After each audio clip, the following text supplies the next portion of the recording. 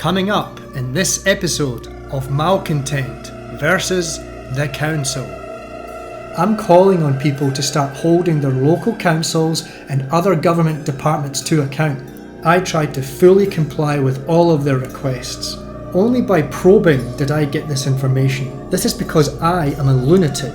Please note that I am not seeking recompense for my soiled underwear. It's in their interest to be as useless as possible, deep inside the overly engineered bureaucratic processes of Yarra City Council.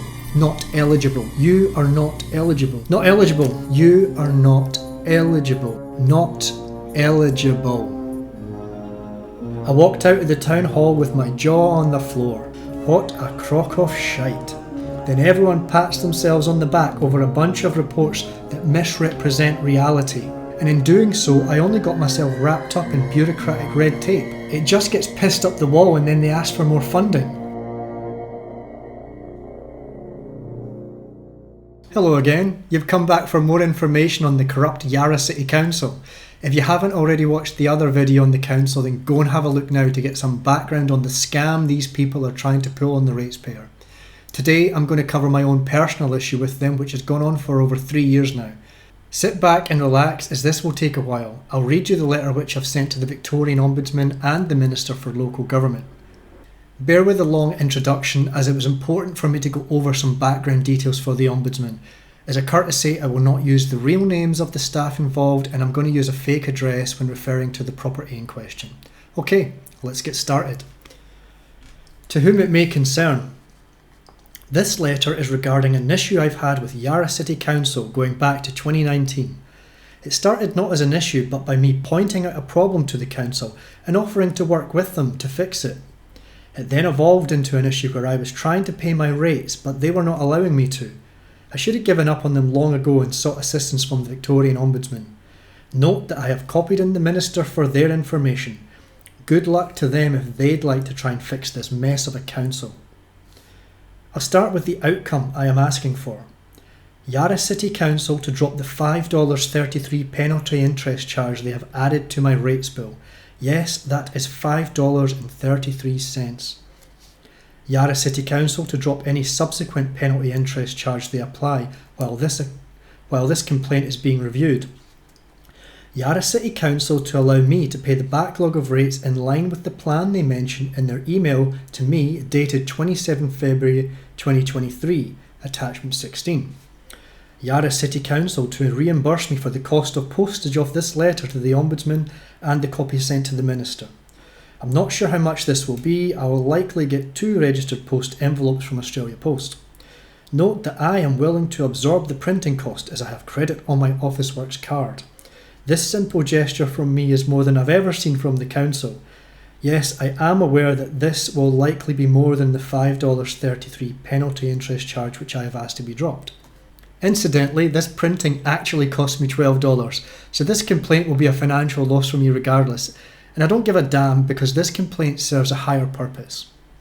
Note also that I have not yet put a value on the amount of time I've spent on this epic fiasco over the years, or the stress it has caused me. What I'm not asking for. I was previously hopeful of working hand in hand with the council and any other organisation, the Owners Corporation, Building Authority, etc., to fix up the issue that I pointed out to them. However, I have completely given up on that now. If you choose to look into that further, or if you want to look into how the council could better communicate with and serve citizens, then go for it. But I won't offer my assistance, as I don't think they're capable of positive improvement. Now, let me just break from the letter for a moment to explain what I meant by that.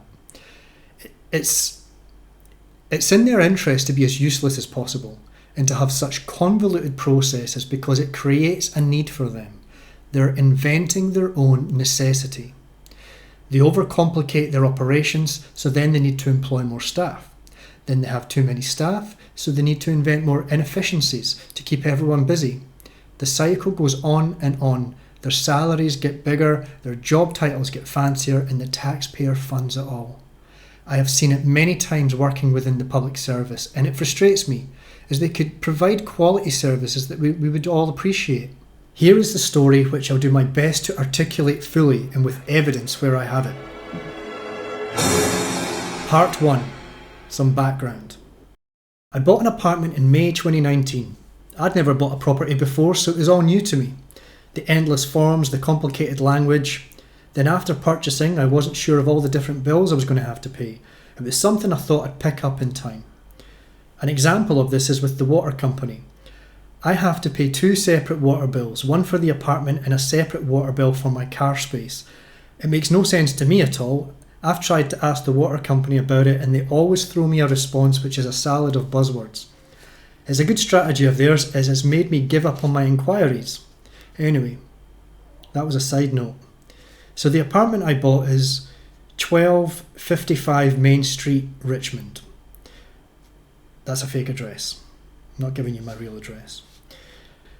This is the physical address of the apartment. If you were to write a letter today and post it using that address, then it would be successfully delivered to the apartment.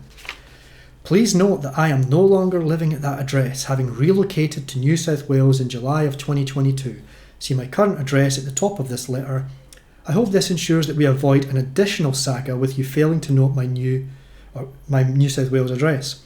Alternatively, you can reach me at my email address. It's incredible that I feel I have to make that clear to the next government department I'm talking to because I know what they're like. They'll miss the address I put at the top of the letter and they'll read this one and they'll be sending letters out to my tenant in Victoria. So, for some additional background, there are 2 blocks of 12 apartments, 24 in total. Both blocks share the same car entry gate, bins, etc. There are 12 apartments at the 53 Main Street side and 12 apartments at the 55 Main Street side. And I've included a copy of the map from Google Maps to help them understand what I'm pointing out to them here. There are, however, some alternative numbers listed deep inside the various documents related to the sale. From the contract of sale, it is listed as 1255 at these sections. And I show them a couple of sections where that's where the address is listed. On the subdivision maps, which is part of the contract of sale, reference 19A is my car space, which is under the other building, 53 Main Street. And reference 20B is for the apartment. Also in the contract of sale is mention of 2255 Main Street. This is what has caused massive confusion, and to be honest, I still don't fully understand it all. But I've given up trying to work with the council and others in trying to fix it. And I've shown them a few examples of where the reference 22 of 55 Main Street appears. I have attached the Notice of Acquisition, Attachment 1, and the email from the conveyancer to the Yarra City Council regarding the NOA, Attachment 2. This was from back in 2019. If I recall back to 2019, I think that there were a few emails back and forward as the NOA was missing some details at first. Part 2. 2019 Post-Purchase and Paying Rates. I was unable to immediately move into the apartment after the sale because there was an existing tenant. I informed the council of my postal address so they could send me any bills. At this stage I was clueless to how frequent council rates were applied, as owning a property was all new to me. I was proactive in informing the council of my postal address soon after the purchase was confirmed. Attachment 3. The council stated that they had not received the NOA and I responded saying it had been sent. I included the date the email was sent and to which council email address it was sent to. This conversation got left at a stalemate. In September 2019, I got an email from Sally, not her real name, to tell me that the rates letter they had sent out had been returned to sender. That's attachment 4. Sally was the best person I have dealt with at the council. Looking back at the correspondence, you could see that there were a few problems, and by having a conversation, we were able to resolve it. The rest of the council could learn a lot from this. Note how quickly I paid the rates once I had been given the bill. This is because I am a lunatic who has to pay bills as soon as I receive them. I do not avoid paying bills, as is later alluded to by the council. I note that Sally had given me the option of signing up for online bills, something that I had just not gotten around to doing. Part 3, 2019, Moving In. The tenant vacated the apartment in November 2019 and I was able to move in. I again took the proactive step of contacting the council to inform them that I was now living in the apartment. Attachment 5 is my email to the council. Attachment 6 is subsequent correspondence. During this email conversation, I remembered the odd numbering problem and I pointed this out to the council. Jill, not her real name, told me that I'm the owner of 2255 Main Street and should use this when talking with the council. She also insisted that notices from the council would be sent to 2255 Main Street. This explains why earlier notices had been returned to sender. Trying to be as polite as possible, as I know from experience that public service staff generally suffer from hubris and self-importance, I articulated my concern that future mail sent by the council may not be delivered. And this is an extract from my email. I am worried that anything sent to me in the post to 2255 Main Street will not reach me. The mailboxes go from 1 to 12. The number on my door is 12. There is no 22. The care level from Jill was clearly at 0%. This kind of communication from council is exhausting, so I put it aside for the moment, thinking that an in-person visit to council might be a quicker way to resolve everything. I did try to remember moving forward that the council had me as 22 of 55 Main Street, but it's easy to forget that you live at 2255 Main Street when every single day you walk in and out of 1255 Main Street, and that the electricity company and the internet provider all recognise it as 1255 Main Street, not 2255 Main Street. This address, 22 of 55 Main Street, does not exist in the physical world, not in this realm as we know it, but perhaps in some other subset of reality, deep inside the overly engineered bureaucratic processes of Yarra City Council. Part 4, 2019-2020, the in-person visit to council. Computer says no. Sometime between December 2019 and February 2020, I took some time off work to visit the council in person, with the hope of resolving it all.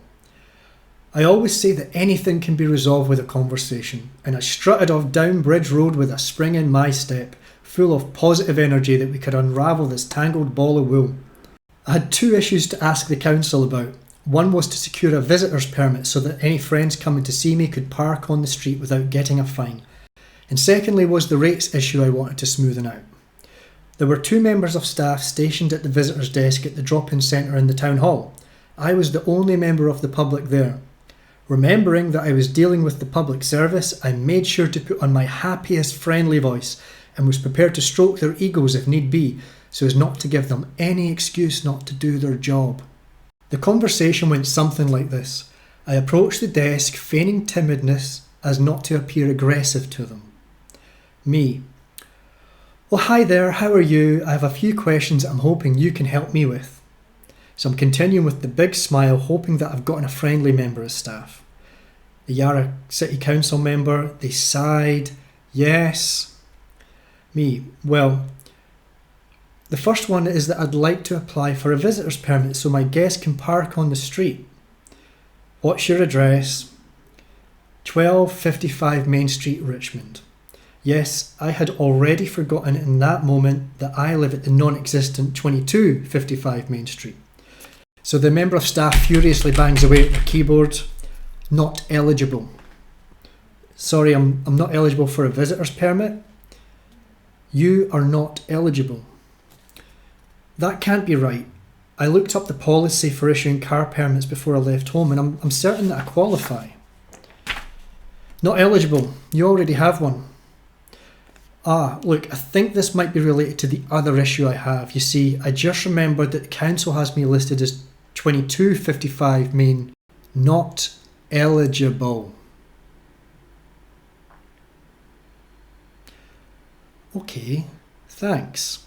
So in that moment, I took a step back from the counter as the staff member also turned away. I think they probably guessed that the interaction had ended. I didn't want to have wasted my time, so I decided to try once more. I remember looking at a printout I had of the parking permit policy at the time, and I reapproached the counter. Sorry, could I just bother you one more time? I just want to make sure that I've given you all the information. You are not eligible. Okay, thanks for your time.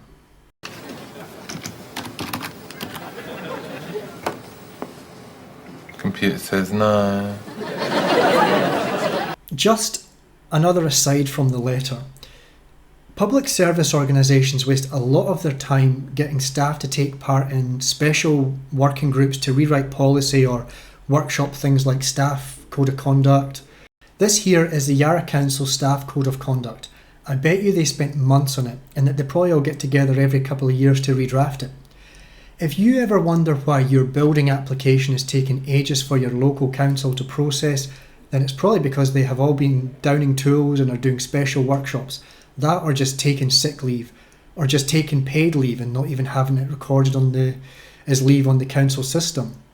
I have so many council stories I need to write down someday and share from my time working with various councils. Anyway, these code of conduct documents are all empty gestures. They don't translate into anything tangible, and staff certainly don't give a shit about it other than the time they get to spend on the working group with all the free cake and coffee they can have. This experience was truly astonishing.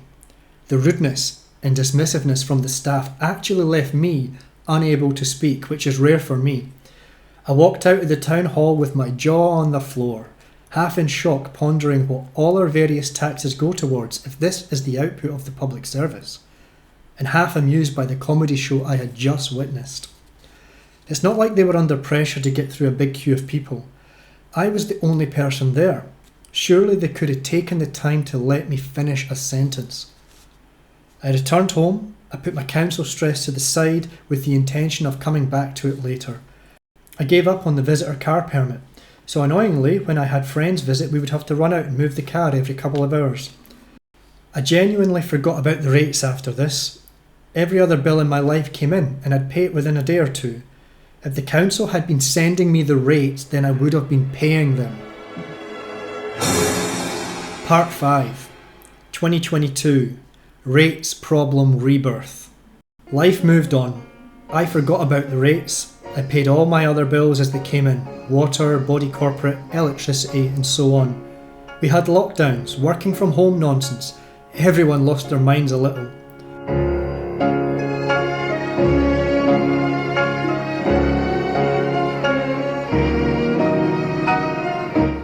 Public service found new and more outrageous ways to maintain their sense of self-importance.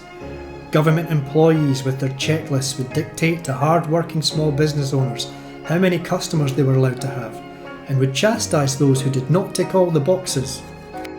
Squads of taxpayer-funded automatons would roam the streets, sanitising lampposts and tram stops.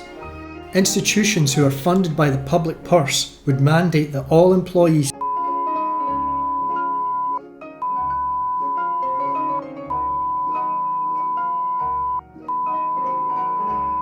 Some of these organisations quietly lifted the mandates without announcing this to staff, probably out of embarrassment, yet other organisations are still pushing on with these rules to this day. This is one of these things that I have to be careful about discussing on YouTube because they'll give me another strike. But when will these council employees realise that they were treated like shit by politicians? Even the Victorian Chief Health Officer admitted that the mandates did not apply to MPs. Now, was that information known to all this council staff who complied? I don't think so. Oh yeah, that's not a watering down. It's specific advice, legal advice, and supported by the Solicitor General that there are constitutional and other legal protections for some of those groups that mean that a mandate was really not a recommendation for those groups. Does that apply to MPs too? I mean, are those state MPs in the Parliament? Yeah, I believe so. Again, legal impediments or legal recommendations that MPs can't be within those mandates. That's not to say that there aren't other mechanisms for MPs to be managed, but the Treasurer can speak to that. So just to clarify, that is no longer, MPs are no longer part of the public health order? No, MPs have not been part of the mandate for legal advice around that. But as I understand it, not required for MPs in Victoria as well. So it's fair to say that everyone went a bit crazy, and maybe with all this going on I simply forgot about the rates. It now appears that the council had kept sending the bills out in the post and, as I had warned, they were not being delivered. I decided to move to Sydney for a work opportunity in July 2022, which meant renting out my apartment through an estate agent. While setting up the various payments that the estate agent would make on my behalf, they contacted the council to establish paying the rates. The first of me realising that I'd forgotten all about the rates was when Kelly, not her real name, from the estate agent emailed me to say that the council did not recognise me as the owner. Attachment 7. Attachment 8 shows a further thread on the same topic. This one shows me realising that I hadn't paid the rates in a long time. I had genuinely just realised it when we had this discussion with the estate agent. Lower down in the thread has the repeated claim from council that they never received the NOA, which was actually sent to them several times. Attachment 9 is a further reply from Yarra Council to the estate agent, this time an employee called Robert, not the real name, stating, "The title or the NOA is the record that we will need to update any records. Please provide the NOA," that's their typo, not mine, and look, I've made a few typos in my letter as well, so forgive them. "Please provide the NOA of the current title search for us to be able to make those changes. It is not a choice but a legal requirement." Man, did this make me flip my lid. Let me be absolutely clear. I have not once considered that it was my choice whether or not the NOA was submitted to the council. I tried to fully comply with all of their requests. I had not refused to comply with any direction from council until I recently, February 2023, refused to pay the $5.33 penalty interest charge. I know that the conveyancer sent the NOA off to the council multiple times in 2019, more times than I've even got evidence for. Every man has got a breaking point, and this response from the council pushed me closer to my limit. Every man has got a breaking point. You and I have them. Walt Kurtz has reached his. Attachment 10 is my attempts to get further information to them, including the NOA and the contract of sale. This ended with them advising me to go back to the conveyancer. I did that, and this resulted in the conveyancer suggesting that I ask the council to forward the problem to the rates and valuations team, and that I take this issue to the Victorian Ombudsman and maybe a minister, which should speed up the progress. I decided not to follow their advice completely, and with positive intentions I continued to try to resolve it all with the council. Attachment 11 are some communications between Robert and myself around October 2022. I had given up on having the property number fixed, I just wanted to pay the rates. I finally announced that I was getting dizzy with it all, that I had to get off this merry-go-round and would go to the Ombudsman. I intended to do this, but the thought of the mammoth task of collecting all the evidence was a bit off-putting. For some perspective, this letter and all the sorting of the documents has taken the best part of a weekend and several weekday evenings. It's actually taken longer than that. Add to that the stress of reliving this entire episode, and I think you can appreciate my reluctance to complete the task. Interestingly, this set of emails in attachment 11 mention that the emergency services require correct addresses, which I guess would mean that they too would have the non-existent 2255 Main Street on their systems. Not that it would matter much if the local police got my address wrong in an emergency. I had reason to call them at 3 AM one weekend when I woke to find some drugged up horny dude trying to break into a single girl's apartment in my block. As I chased him away while on the phone to the police, in my underwear I might add, they showed no interest in attending as the danger in their eyes was over. Our taxes at work. I should have reported the guy for not wearing a mask, and then we would have had the public order response team there en masse with their battle tank and rubber bullets. Anyway, I wonder if it would hurt the council to walk the short distance up the street to check this out for themselves. Part 6. A Valentine's Day Miracle. So we get into 2023, and I still hadn't gone to the Ombudsman and Minister. Then something magical happened. Maybe it was a Christmas miracle, or perhaps a Valentine's miracle. Attachment 12 shows that the council contacted the estate agent with a rates bill to be paid. Fantastic! This is what I'd been asking for. My understanding from all the previous correspondence was that the council were still not acknowledging me as the owner, so would not let me pay the rates, even though I had paid rates back in 2019.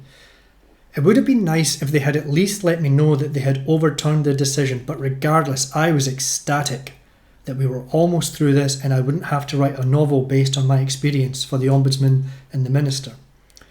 I asked the estate agent just to hold off paying so that I could check that there were no additional fees that they had added, and I could request that the amount be paid off in several instalments. Attachment 13 is my email to Council asking for confirmation of any penalty fee that had or had not been added and for a way of paying the amount in instalments. I got 3 separate responses to this one email, attachments 14, 15 and 16. Attachment 14 is a response from Paul, not his real name. It opens with a repeat explanation of why they cannot accept me as the owner of 1255 Main Street, something I hadn't asked for this time and that I'd already given up on. The 6th paragraph finally got to answering one of my questions regarding if a penalty fee had been applied. This is how I found out about the $5.33. Only by probing did I get this information. I did not respond further to this email. Attachment 15 is a short message to say that my query about paying by instalment had been forwarded to the relevant team. I was impressed by this. The Council ensuring that the correct team answer a particular query. More of this, please. Attachment 16 is a conversation with Peter, not his real name, who confirmed that they would allow me to pay the build-up of rates fees via instalments. Very nice. Finally, we're getting somewhere. I double-checked with Peter if the $5.33 was included in this. You can see that this conversation resulted in Peter stating that the fee would remain and there was nothing the Council could do about it. The line which caused me to wet myself was, in order for the Council to be fair and equitable to all ratepayers, Council must be consistent in its approach to overdue accounts. Please note that I am not seeking recompense for my soiled underwear.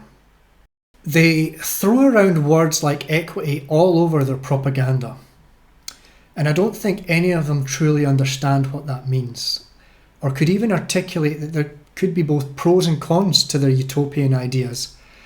I would recommend anyone who believes that absolute equality is a good thing to go and read Harrison Bergeron by Kurt Vonnegut. It's only 12 pages long, so Claudia and Sue should be able to get through that, and you can find it online for free. Fair and equitable. Does that mean that all ratepayers go through this sadistic torture when trying to work with the Council on an issue? A 3-year-long rite of passage for the ratepayer. Read the email thread in attachment 16 for yourself, but be warned, do it while sitting on the toilet or wearing some incontinence pants. Every man has his breaking point. Every man has his breaking point. Part 7. If they didn't have double standards, they wouldn't have any standards at all. I can forgive mistakes. We all screw up sometimes. What I struggle to accept is when someone holds another to a set of standards which they themselves cannot adhere to. As an aside, I'd like to draw your attention to something I noticed several times during my interactions with Yarra City Council, which could be of benefit to them should they be serious about continuous improvement, as they mentioned in their 2021-25 Council Plan. A quote from their Council Plan: "We are committed to good governance, financial stewardship, championing authentic community engagement and enhancing our culture of continuous improvement." What a crock of shite. I have seen similar fluff statements in other documents such as the annual report and the staff code of conduct. This is important as it further shows the chasm of difference between the image the Council presents of itself to the public and how they actually conduct themselves. I have noticed that when the Council requests that I provide more information, one example being attachment 6 where I was asked to provide the NOA, which had already been given to them, that they include the following note: "If we do not receive this information within 3 working days, this request will be closed and you will need to lodge another request to be actioned." I know why they do this. There are some legitimate reasons for putting a time limit on the response, as it allows the item to be closed if the member of the public takes weeks to respond. However, 3 days is a very short amount of time. What this short time frame does, and I'm not naive enough to think this is purely coincidental, is that it artificially inflates the number of successfully closed requests within the customer relationship management system. Every period there will be data analysts within the council who tally up a load of statistics like this and present them back in pretty colourful charts to the senior stakeholders. Then everyone pats themselves on the back over a bunch of reports that misrepresent reality. It's a common trick, and I have seen it 1,000 times, both in the public and the private sector. Lies, damned lies, and statistics. I'm going to do a bigger video on this in the future. The manipulation of stats is rife across the public service. It's rife everywhere. But what frightens me is that state premiers and other senior government officials make huge policy decisions based on the reports and stats which get fed up to them through the chain from all the smaller taxpayer-funded offices. But I'll provide a full explanation on that another day. So compare this rule which they set for the public to the length of time that it has occasionally taken them to respond to me. A quick look through some of my supporting documentation shows that they regularly break this rule themselves. Attachment 11 has an example of me emailing them on the 15th of the 9th, 2022, and I get a response on the 4th of the 10th, 2022. Attachment 14 shows another, where I emailed them on the 16th of February this year, and I got a response on the 26th of February. Look, I'm a realist. I don't hold these delayed responses against them. However, I do find it funny that they throw around the 3-day response limit at the public. Part 8. Summarising the Saga. This is just a saga now. This has been a long letter.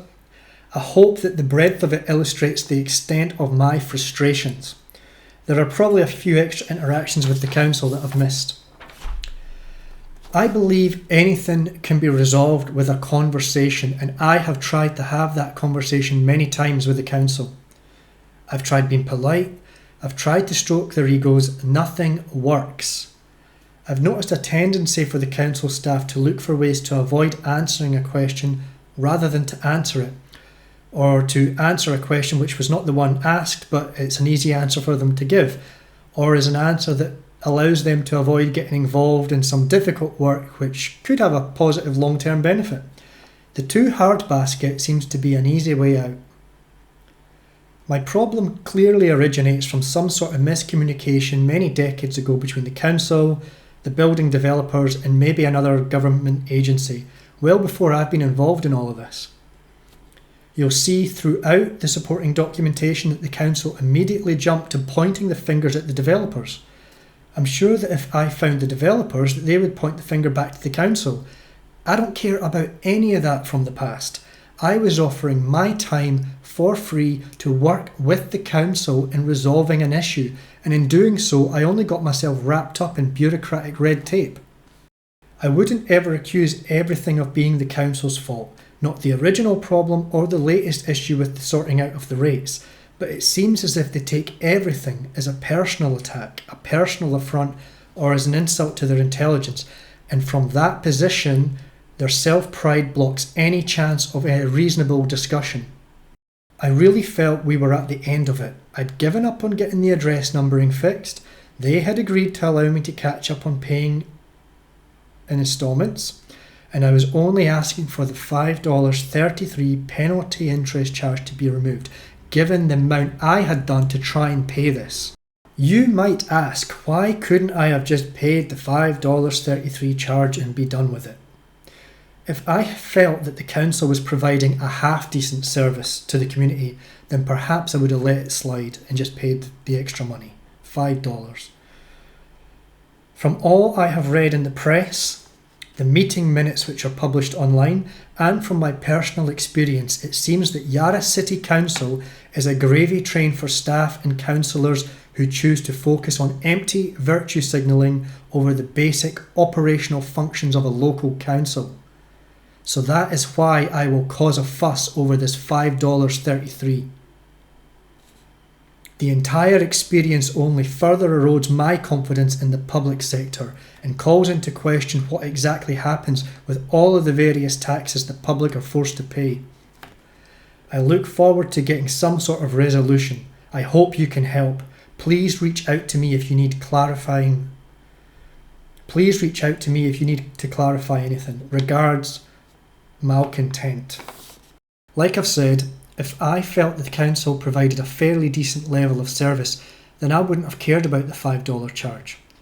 It's the culmination of how difficult it has been to work with them, the endless waste of taxpayer money I've seen while working in the public service, their constant screaming for more funding and inventing new taxes for the public, and seeing the daft shite they waste their time on. That's what's put me into this position. For example, their desperation to be the leader in every progressive cause has blinded them to how they're neglecting their basic functions, and it has them fully focused on stuff like the next LGBTQI related flag which they have to fly over the town hall. The last one I recall was the asexual flag. Correction, it was the aromantic flag. Yarra City Council again tackling the big issues. Or the endless pushing of empty welcome to country statements. It's on every footer of every email they send out, and it's on all of their public facing documentation. I bet it took a working party weeks to come up with that, and it's really such an empty gesture. It changes nothing, but it makes them all feel righteous and smug inside. This endless incompetence really makes you understand why there may have been instances in the past where someone has unleashed absolute fury on a council or a government department after years of pain. The main one I can recall was the bulldozer guy in the US. And no, Yarra Council, that is not a threat to you. I am not out to do you harm.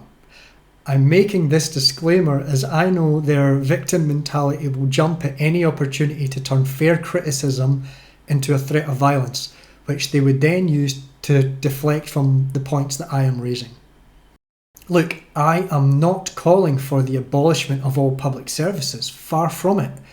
Every public service institution I've worked at does have some valuable function and purpose, but I've witnessed firsthand many times how these organisations waste the public's money, and how just a handful of difficult but influential staff can derail or roadblock any attempt at improvement to efficiency, cutting of red tape, things like that. I've heard some arguments in the press lately about taxing the millionaires more. Why? Don't tax anyone more. It just gets pissed up the wall and then they ask for more funding. I'm calling on people to start holding their local councils and other government departments to account. Point out their hypocrisy and wastefulness, and in fairness, point out when they perform well. Thank you.